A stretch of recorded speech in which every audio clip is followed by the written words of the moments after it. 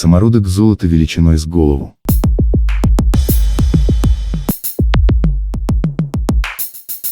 По рельефу на дальней части видео он разглядел четкие контуры горы. Да, автор успел затереть любые виды, по которому можно найти место, но тут рука дрогнула. Камера дернулась совсем немного, на мгновение выведя пейзаж из мутного пятна. Никто не смог бы заметить на дальнем плане четкий рельеф горы, даже для того, чтобы пропустить снимок через поисковик и найти нужное место. Никто, кроме Алекса Патта. Паттом его прозвали еще в компьютерном классе, до того, как выгнали из профессии по подозрению в хакерстве. А следил за приключениями авторов в соцсети среди сотни редких зрителей именно он. Теперь место ему было известно точно. Система Адамава, самый высокий ее пик с высотой почти в 2,5 километра. Это Камерун и его гора Чабаль-Мбаба. Отлично, там многие говорят по-английски. Ракурс помог взять направление, остальное можно было понять, внимательно просматривая ролики. Это Алекс делал уже давно, а чем другим заняться прекрасному умному крепкому парню, которого так любят друзья после ссоры с любимой женщиной.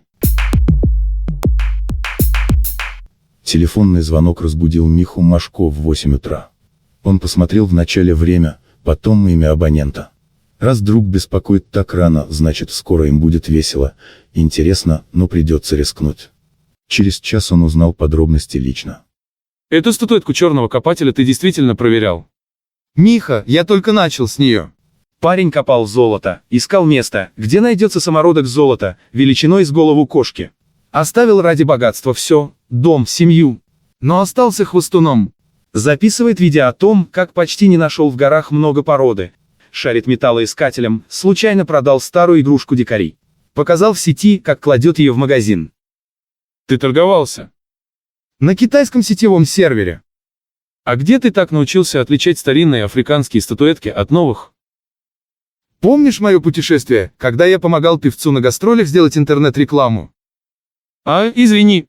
Ты ругался, когда он месяц не мог записать фонограмму без фальши. Но при чем тут это? Какая разница, старая статуэтка или новая, если точно известно, где есть брошенные на дороге самородки? Раз она есть, аналитика поиска золота тоже создана не компьютером.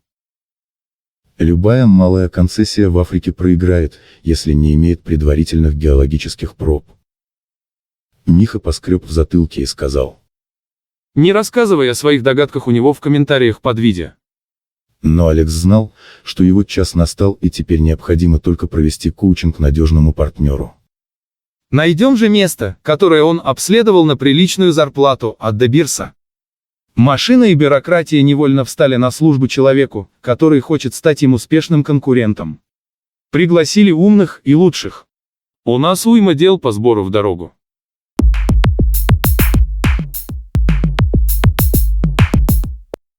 А вы мечтали когда-нибудь найти золотую жилу? Или поехать в Африку? Или послушать истории о ней? Напишите, пожалуйста, свой ответ в комментариях, поставьте лайк этому видео, подпишитесь на канал и помогите в продвижении канала среди ваших друзей.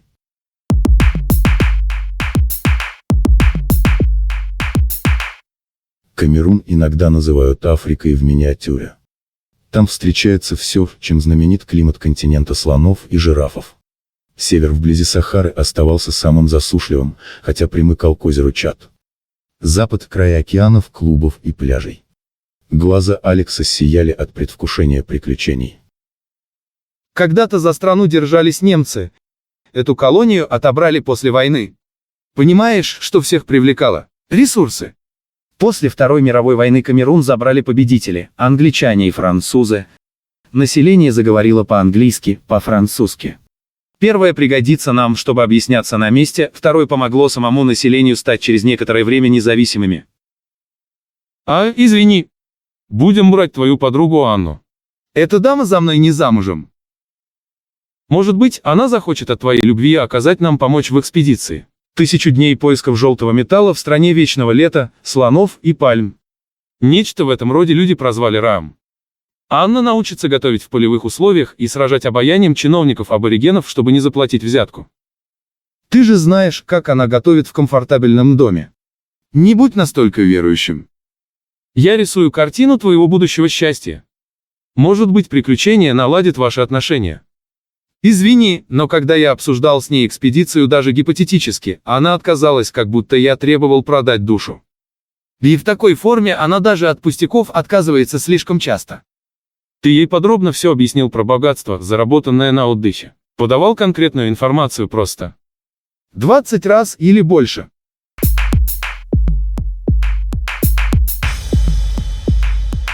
Через месяц друзья с походным и геологическим снаряжением ставили палатку недалеко от потухшего вулкана. Они смогли взять с собой все, кроме той самой статуэтки с аукциона. Алекс вначале считал ее своим талисманом, но отказался от этой идеи, когда узнал, что потребуется разрешение на вывоз, ради которого его погнали в вечно закрытый архив. Там якобы сидел старик-профессор, который трудился над похищенным из музеев во времена Второй мировой. Никого не устроил чек с аукциона, потому что ему взбрело в голову, что пора завышать цену на мелкие справки и проверить безделушку на принадлежность к частной коллекции давно умершего немецкого антиквара. Алекс Пат совершенно не хотел быть несчастным, поэтому признал африканскую бабу негодным амулетом и подарил на прощание Ане, издевательски описав бюрократию с вывозом резного камня и желание женщины с каменным сердцем бросить его. Может быть, подружка давно имела другого? Пат был не из пугливых, но ненавидел такие подозрения.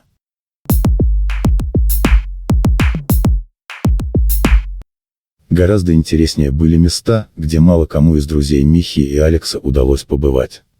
В свои 40 лет они чувствовали себя старыми дураками, когда устраивались на новом месте.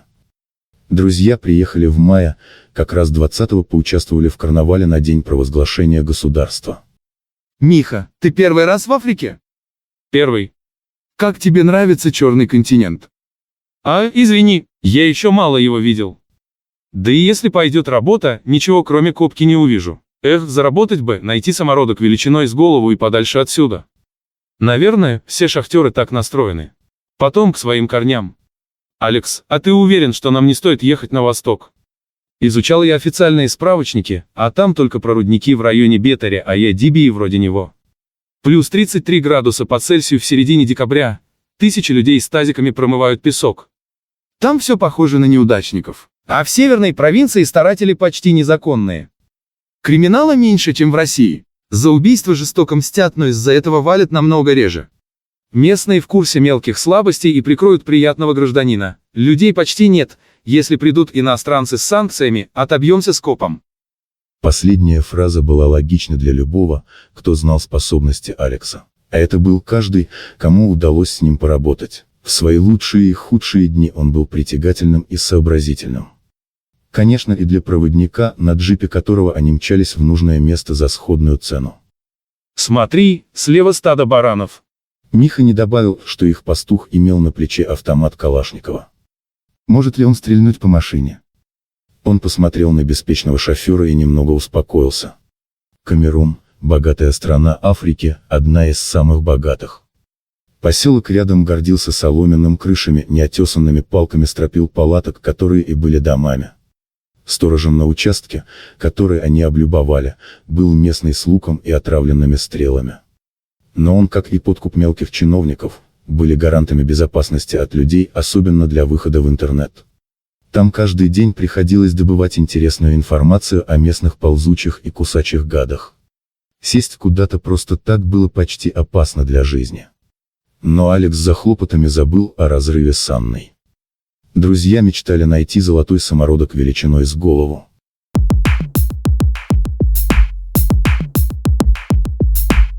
Как вы думаете, Алекс просто сбежал от своей сварливой подружки и ему было все равно, куда ехать? Красиво ли он проводит время? Напишите, пожалуйста, свой ответ в комментариях, поставьте лайк этому видео, подпишитесь на канал и помогите в продвижении канала среди ваших друзей. Африка пленяла своих гостей не только белоснежным песком побережья, жареными бананами и рыбой. Круглый год пленяли летние запахи. Через 3 месяца Миха совершенно равнодушно читал статью со словами: из того, что я увидел, можно получать полкило золота в день. Автор Тикен Лоув, металлург из Кат Майлстоун в ЮАР, добывающий алмазы в округе Кона. Сам он получал лишь несколько граммов, но отсутствие цивилизации и инфраструктуры делало его дом первобытно мирным и уютным. Вокруг местные любили собираться в баре и смотреть футбол. Почти ни у кого не было оружия, оно тут слишком дорогое. Зачем в толпу побогаче? В деревне и по лесам отменные фрукты настроили Машко на благодушие. Желтый суп из кокоса, кокосовое пюре в банановых листьях на пару, банановые пироги и бобовые лепешки уличных торговцев. Он полюбил местную кухню. Золото лежало почти на поверхности. Ковырять землю хоть ножом, вот тебе и шахта на $500. Спокойная, не тяжелая работа, для которой он и существовал. К октябрю температура там поднялась до плюс 40 по Цельсию, норма для этих мест.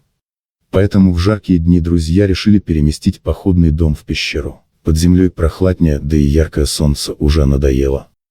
Вначале Миха повесил там посушить рубашку, одел ее и вскоре почувствовал, что на спине горсть личинок манговых мух. Редкая гадость. Алекс так разозлился, что решил продезинфицировать пещеру, и 3 дня они носили туда хворост, выжигали все щели и утрамбовывали их, чтобы очистить от насекомых. Миха притаптывал глину на пол, чтобы сделать дом уютнее.